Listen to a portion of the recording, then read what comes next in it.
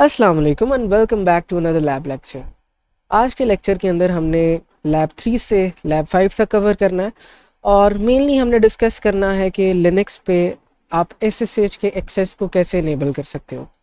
अब अगर आप अपनी स्लाइड्स पे आओगे और थोड़ा सा यहाँ पे अगर आप देखोगे तो आपकी स्लाइड्स के अंदर उन्होंने एक डायग्राम दी हुई है और उसके बाद उन्होंने कुछ कमांड्स बता दी हैं टर्मिनल की, लेकिन यहाँ पे एज सच उन्होंने कुछ एक्सप्लेन नहीं किया कि आप ये क्यों यूज़ कर रहे हो, SSH है क्या है और एट द एंड आप ये क्यों कर रहे हो।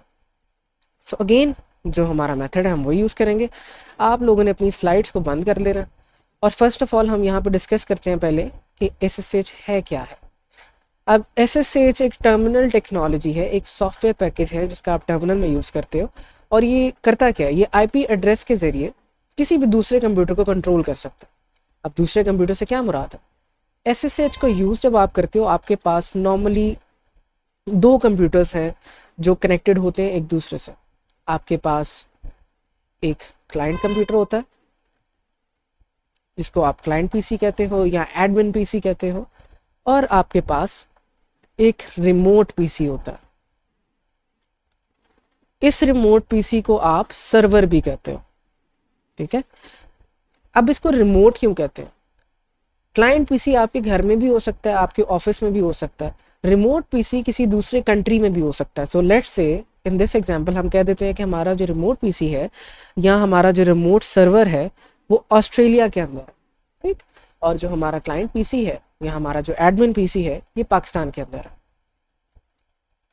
अब SSH हमें क्या इनेबल करता है? SSH के ज़रिए मैं अपने क्लाइंट PC को, जिसको मैं खुद यूज़ कर रहा हूँ, इसको कनेक्ट कर सकता हूँ अपने रिमोट PC के साथ जो कि ऑस्ट्रेलिया के अंदर है, और इस रिमोट PC का सारा कंट्रोल, इसके अंदर जितने भी चेंजेस मैं परफॉर्म करना चाहूँ मैं अपने क्लाइंट PC से पाकिस्तान में बैठ के कर सकता हूँ टर्मिनल के थ्रू, राइट। सो ये SSH जो होगा ये हमें इनेबल करेगा कि मैं IP एड्रेस के ज़रिए, रिमोट PC के IP एड्रेस के ज़रिए अपने क्लाइंट PC को अपने रिमोट PC से कनेक्ट करूं और फिर इसको इसके अंदर चेंजेस परफॉर्म करूं। अब इसका प्रैक्टिकल एस्पेक्ट्स क्या है कि आप प्रैक्टिकली SSH का कहाँ पे यूज़ करते हो, किस फील्ड के अंदर यूज़ करते हो। सबसे ज़्यादा ये यूज़ होता है आपके वेब सर्वर्स के अंदर, ठीक है। मान के चल लेते हैं कि आपके पास एक क्लाइंट PC है फर्स्ट ऑफ ऑल तो, और आपके पास एक रिमोट PC है। लेट्स से कि आपने अपनी एक वेबसाइट बिल्ड की है मर्न स्टैक के अंदर की है, रूबी ऑन रेल्स के अंदर की है, लारावेल के अंदर की है, डिपेंड्स अपॉन। अब इस सारी मर्न स्टैक की फाइल्स जो हैं आपकी वेबसाइट की, आप इसको डिप्लॉय करना चाह रहे हो। डिप्लॉय करने का मतलब होता है कि आप अपनी वेबसाइट को इंटरनेट पे अवेलेबल करना चाह रहे हो। उसके लिए क्या करना पड़ता है, आपको फर्स्ट ऑफ ऑल एक सर्वर खरीदना पड़ता है। आप किसी भी सर्वर प्रोवाइडर से सर्वर को खरीदोगे, उसके बाद SSH के ज़रिए अपने क्लाइंट PC को अपने रिमोट PC के साथ कनेक्ट करोगे, सो कनेक्ट, और फिर क्लाइंट PC के ज़रिए आप अपने रिमोट PC के अंदर कुछ फाइल्स अपलोड करोगे, ठीक है। अब जो वेब सर्वर्स होते हैं ये 24/7 आपके ऑन रहते हैं, पावर्ड ऑन रहते हैं। क्यों पावर्ड ऑन रहते हैं? क्योंकि आप चाहते हो कि आपकी website 100% of the time internet पे अवेलेबल रहे। अब ये आपको एक IP एड्रेस प्रोवाइड करते हैं सर्वर, ठीक है। उस IP एड्रेस पे आपके वेबसाइट ने लाइव आना होता है, ठीक है। अब आपका IP एड्रेस क्या होता है? आपका IP एड्रेस कुछ इस तरह का होता है, 1.0.0.0.123 कुछ इस तरह का होता है, राइट। अब इस IP एड्रेस को आप कहते हो कि ये आपकी वेबसाइट का एड्रेस है, ठीक है।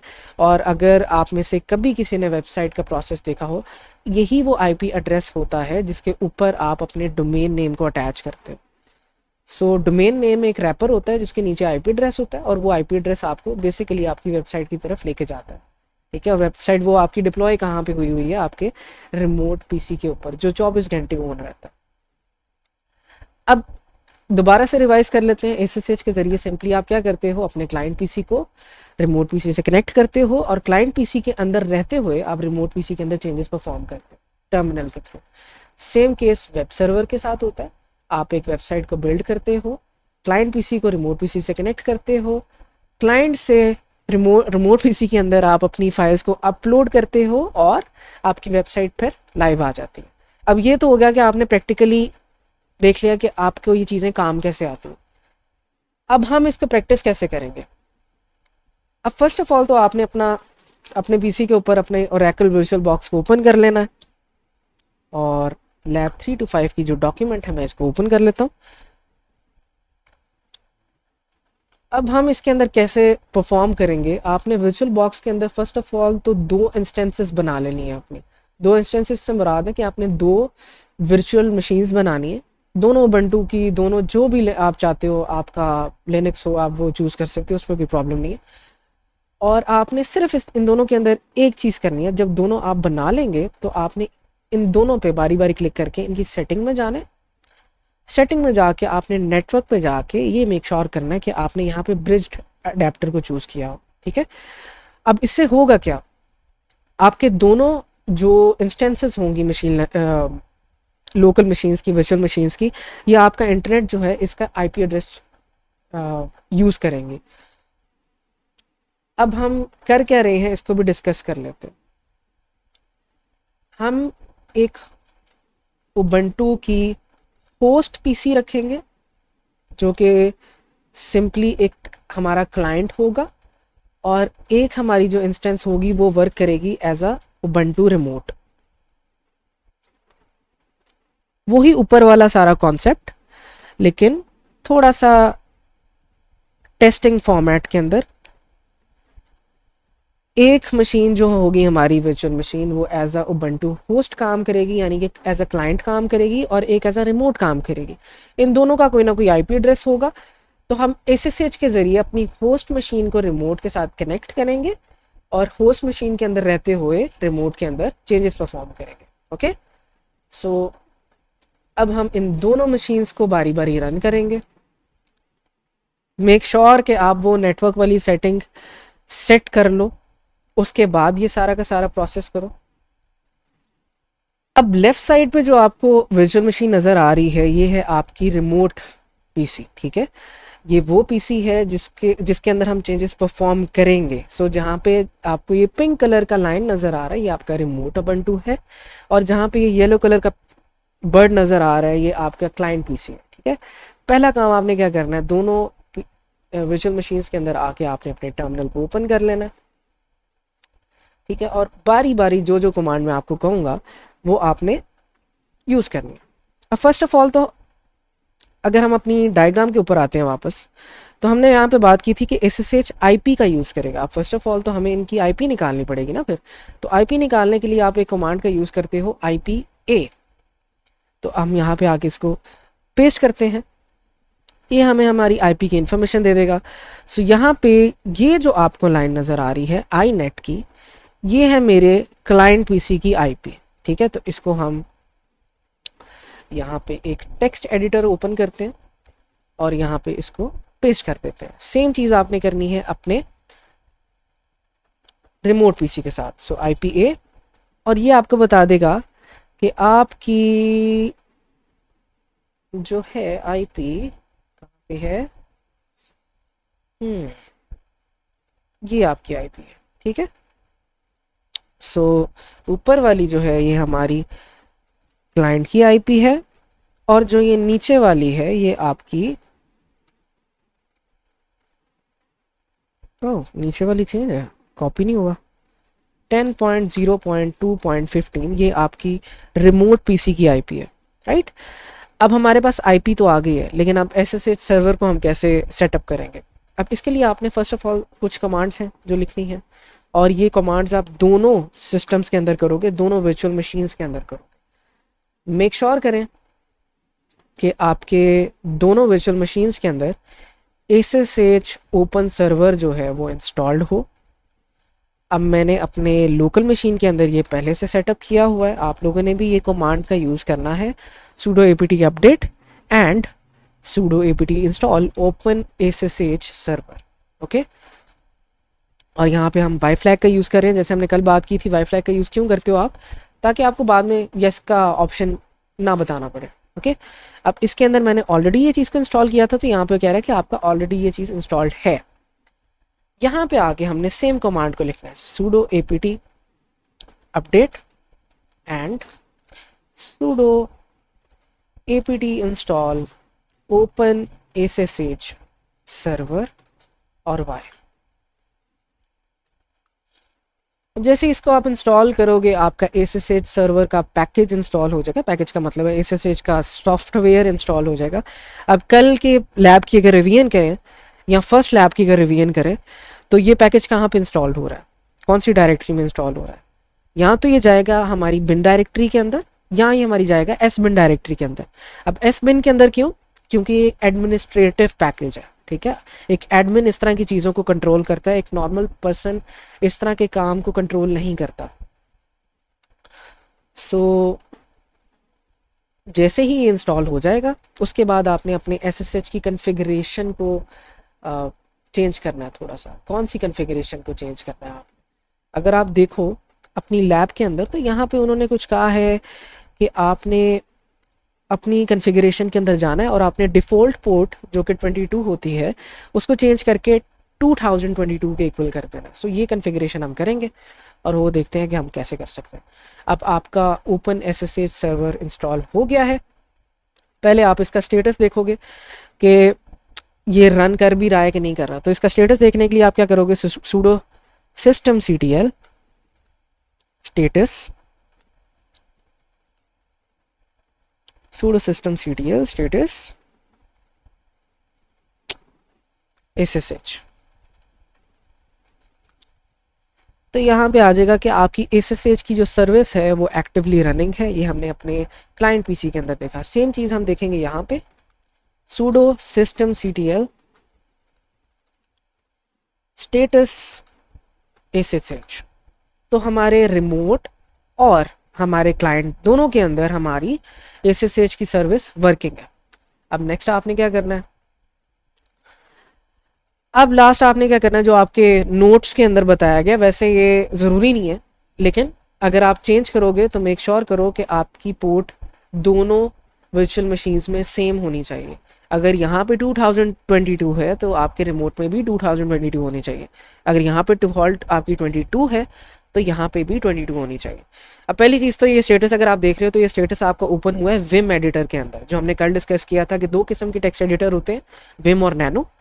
ये विम के अंदर एंटर हुआ है। तो अगर किसी बच्चे को यहाँ से एग्जिट होने में कन्फ्यूजन हो रही है तो आपने सिंपली यहाँ पे कोट लिखना है, ये वाला, और इसके बाद आपने क्यू लिखना है तो आपको क्विट कर दिया जाएगा, आपको निकाल दिया जाएगा उस टेक्स्ट एडिटर से। सिमिलरली यहाँ पे भी शिफ्ट कॉलन और क्यू। तो इसको हम क्लियर करते हैं और इसको भी क्लियर करते हैं। मैं दोबारा आपको बता दूं, अगर आपने विम से एग्जिट करना है तो आपने ये चीज़ लिखनी है, कॉलन क्यू, कॉलन क्यू। अब नेक्स्ट हम अपनी कॉन्फ़िगरेशन फाइल खोलते हैं। अब अगर आपको याद हो दोबारा से, लैब 1 के अंदर जैसे हमने पढ़ा था, सारी की सारी कॉन्फ़िगरेशन फाइल्स कहाँ पे होती हैं, ETC वाले फोल्डर के अंदर।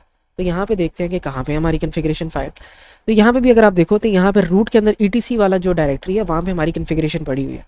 इसको हम कॉपी करेंगे, पेस्ट करेंगे, यहाँ पे आएंगे तो यहाँ पे अगर आप नीचे देखो ये लिखा हुआ है कुछ पोर्ट 2022। अगर आप पहली दफ़ा इसको इंस्टॉल करोगे तो यहाँ पे लिखा होगा पोर्ट 22। आपने इसको 2022 करना है और इसको अनकमेंट कर देना है। जो ये हैश लगा हुआ है ना, इसको आपने निकाल देना है। अभी ये कमेंटेड फॉर्म में था। अब इसको अगर आपने सेव करना है तो कैसे करना है, आपने कंट्रोल दबाना है फिर ओ दबाना है। ये हमारा नैनो का टेक्स्ट एडिटर है। कंट्रोल ओ दबाओगे तो यहाँ पे आ जाएगा फाइल नेम टू राइट, यानी कि जिस फाइल के अंदर आपने चेंजेस करने हैं वो यही फाइल है। आपने एंटर को दबाना है, उसके बाद आपने कंट्रोल एक्स को दबा देना, ठीक है। सो अगर आप नैनो के अंदर ओपन हो,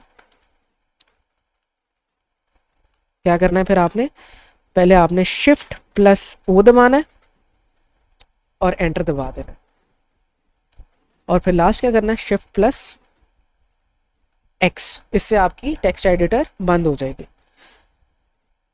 अब नेक्स्ट यही काम जो आपने यहाँ पे किया है, जो कॉन्फ़िगरेशन आपने क्लाइंट पे की है, यही आपने रिमोट पे भी करनी है। मेक श्योर कि आपका पोर्ट नंबर दोनों साइड पे सेम हो। sudo nano etc ssh HID config enter करोगे तो अब यहाँ पे आप देखोगे तो आपका जो पोर्ट नंबर है वो कमेंटेड है। अगेन यहाँ पे आए नीचे, इसको अनकमेंट करें और यहाँ पे इसको 2022 कर दें। Ctrl+O enter, Ctrl+X। अब नेक्स्ट कमांड क्या है, आपने दोनों चीज़ें अपनी सेटअप कर ली हैं। अब आपने क्योंकि कॉन्फ़िगरेशन चेंज की है तो आप अपने SSH सर्वर को रीस्टार्ट करते हो। रीस्टार्ट का मतलब ये है कि आप इसको रीबूट कर रहे हो, एक तरह कि आपने चेंजेस परफॉर्म किए हैं और आप अपने सिस्टम को रीबूट कर रहे हो। sudo system ctl, पहले हमने क्या यूज़ किया, ctl status SSH, इसके अंदर हमने यूज़ करना है ctl status restart, ठीक है। और similarly sudo system ctl restart SSH। अब जब एक दफ़ा आप अपने सर्वर को कॉन्फ़िगर कर लोगे तो लास्ट पार्ट आपका क्या है कि आपने अपने क्लाइंट पीसी को या अपने लैब सर्वर को अपने रिमोट पीसी रिमोट सर्वर के साथ कनेक्ट करना है। तो हम कैसे कनेक्ट करेंगे, हमने बात की थी SSH के ज़रिए हम कनेक्ट करेंगे, IP एड्रेस का हम यूज़ करेंगे और फिर यूज़र नेम जो ये है ये आपके रिमोट पीसी का यूज़र नेम। तो इसको कॉपी करते हैं और डिस्कस करते हैं कि इसके अंदर हमने क्या चेंजेस परफॉर्म करने हैं। अब first of all remote IP की जगह आ जाएगी आपकी IP जो रिमोट पीसी की IP है। सो अगेन हम यहाँ पे IP अपनी निकाल लेते हैं। तो ये हमारी यहाँ पे IP आ रही है iNet वाली, इसको आपने कॉपी करना है और इसको आपने यहाँ पे पेस्ट कर देना है। ओह, यहाँ पे पेस्ट फॉर सम रीज़न नहीं हो रही, तो हम यहाँ पे लिख लेते हैं 192.168.0.109। फिर ये यूज़र नेम की जगह आपने क्या लिखना है, इस यूज़र नेम की जगह आपने अपने रिमोट पीसी का यूज़र नेम लिखना है। हमारे केस में हमारे रिमोट पीसी का यूज़र नेम भी रिमोट ही है, तो यहाँ पे आके हम सिंपली रिमोट लिख लेंगे। ओके, अब एक चेंज आपने परफॉर्म करना है वो ये कि क्योंकि हमने पोर्ट नंबर अपना चेंज किया, बाय डिफ़ॉल्ट इसका पोर्ट नंबर 22 होता है। तो अगर तो पोर्ट नंबर आपका 22 है और आप एंटर करते हो ऐसे ही तो ये वर्क करेगा। क्योंकि हमने पोर्ट नंबर अपना चेंज कर दिया था 2022 पे, तो हमें यहाँ पे बताना पड़ेगा P फ्लैग के साथ कि आपने 2022 पोर्ट नंबर को ही यूज़ करना है। अब ये दोनों केसेस में हम कह रहे हैं कि हमारे क्लाइंट पे भी इस पोर्ट को यूज़ करो और हमारे रिमोट सर्वर पे भी इसी पोर्ट को यूज़ करो।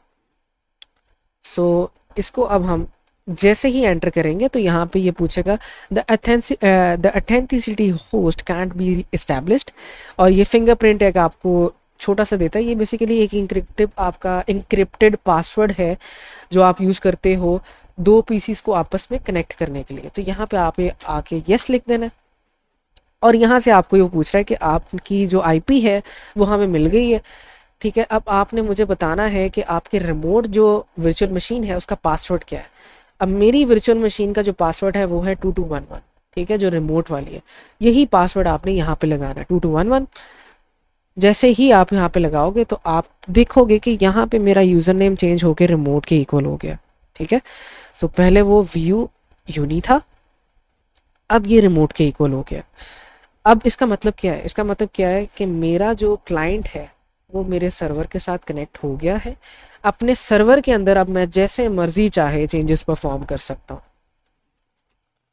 इसको क्लियर करते हैं, इसको भी क्लियर करते हैं। अगर मैं यहाँ पे रिमोट के साथ कनेक्टेड हूँ, लेट्स से मैं इस सिस्टम के साथ अपने क्लाइंट सिस्टम के साथ यहाँ पे लिखता हूँ मेक डायरेक्टरी। लेट्स से पहले डेस्कटॉप पे जाते हैं, CD डेस्कटॉप, और यहाँ पे आके मैं लिखता हूँ make directory folder from client. जैसे ही मैं एंटर करूँगा आपको नज़र आएगा वहाँ पे रिमोट पीसी के अंदर मेरा एक फ़ोल्डर बन गया। क्या मैंने ये रिमोट पीसी के अंदर बनाया? नहीं, मैंने तो अपने क्लाइंट पीसी से बनाया है, राइट। सो क्लाइंट के थ्रू मैं अब अपने रिमोट सर्वर के अंदर चेंजेस परफॉर्म कर सकता हूँ। अब प्रैक्टिकली अगर आप देखो, सोचो कि ये वाला जो वर्चुअल मशीन है ये एक एक्चुअल पीसी है, एक्चुअल सर्वर है, ये ऑस्ट्रेलिया के अंदर पड़ा हुआ है, और ये जो क्लाइंट है ये पाकिस्तान के अंदर है। पाकिस्तान से मैंने एक फ़ोल्डर बनाया और वो ऑस्ट्रेलिया के सर्वर के ऊपर बन गया। फंडा सिर्फ ये है कि आप घर बैठ के सर्वर्स को मैनेज कर रहे हो जो किसी भी जगह पे दुनिया में हो सकते हैं। अब आज की आपने क्लास में सीखा क्या है, सिंपली आपने SSH का यूज़ किया है, एक पीसी को दूसरे रिमोट पीसी के साथ कनेक्ट किया है और आपने क्लाइंट पीसी से रिमोट के अंदर चेंजेस परफॉर्म किए हैं। अब अगेन ये सारा काम करने से पहले आपने दो काम करने हैं। आपने मेक श्योर करना है कि आपके रिमोट पीसी जो है वो एक बना हो, यानी कि आपने फर्स्ट ऑफ ऑल दो वर्चुअल इंस्टेंसेस बनानी है, दो वर्चुअल मशीन्स बनानी है और दोनों पे बारी बारी जाके सेटिंग के अंदर नेटवर्क को आपने ब्रिज्ड एडेप्टर के इक्वल कर देना है, इसको भी और इसको भी, ठीक है। और नेक्स्ट आपने क्या करना है, जैसे जैसे मैंने आपको कमांड्स बताई हैं वैसे वैसे आपने कमांड्स को परफॉर्म करना है। अब हमको थ्योरेटिकली मैं सारा कुछ रिवाइज करवा रहा हूँ। फर्स्ट ऑफ ऑल आपने दो वर्चुअल मशीन्स बनानी है, एक आपका लैब का सर्वर होगा, एक आपका रिमोट का सर्वर होगा, ठीक है। फिर आपने अपने नेटवर्क को ब्रिज्ड एडेप्टर के इक्वल कर लेना है। नेक्स्ट आपने IP-A के ज़रिए अपनी IP को चेक करना है कि आपकी IP क्या है। जो iNet नाम की चीज़ होगी आपने उन दोनों को कैप्चर कर लेना है, मेनली रिमोट की IP को आपने कैप्चर करना है। अब मेन चीज़ यहाँ पे एक मैं एक्स्ट्रा आपको बता दूं कि अगर इन केस आपका IP-A वर्क नहीं कर रहा तो आपने टर्मिनल के अंदर जाके sudo apt install nettools ये वाली कमांड लिख लेनी है। इसको इंस्टॉल जैसे ही आप कर लोगे तो आपका IP-A भी वर्क करने लग जाएगा। फिर नेक्स्ट के अंदर आपने क्या करना है, आपने ओपन SSH सर्वर को अपने इंस्टॉल करना है। फिर आपने SSH का स्टेटस देखना है कि क्या वो रनिंग है कि नहीं है। जब आप ये देख लोगे तो आपने अपने नेक्स्ट काम क्या करना है, सर्वर के अंदर जाके कॉन्फ़िगरेशन में चेंजेस परफॉर्म करने हैं। चेंजेस क्या परफॉर्म करने हैं कि आपने पोर्ट नंबर जो 22 होगा उसको 2022 के इक्वल कर देना है और जो ये कमेंट होगा इसको आपने रिमूव कर देना, ठीक है। फिर Ctrl+A एंटर और X दबा के अपनी फाइल को सेव कर लेना। फिर आपने अपने SSH के सर्वर को एक दफ़ा रीस्टार्ट कर लेना ये कमांड लिख के। अब फिर लास्ट स्टेप आपका क्या होगा कि आपने SSH से क्लाइंट को रिमोट सर्वर के साथ कनेक्ट करना है।